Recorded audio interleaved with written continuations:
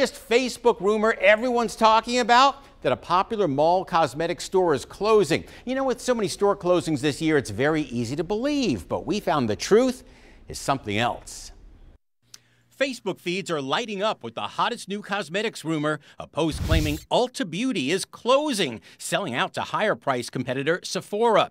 Find the story in your feed. It'll take you to a People magazine article saying you can grab free samples of Ulta's face cream before it's all gone.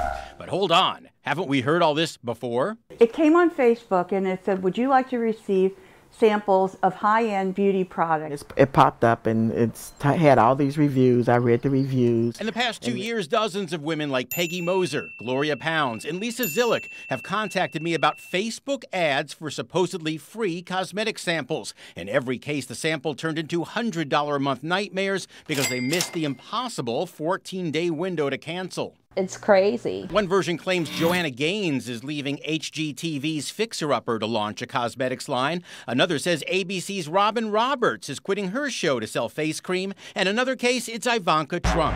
But the hoax-busting site Snopes says these are all fake news stories connected with the same post office boxes in California and Utah. How much did this company charge? Over $600. They weren't even creative with the Ulta Beauty giveaway because Ulta's so-called closeout, Glamorous, is the same line Robin Roberts is supposedly selling.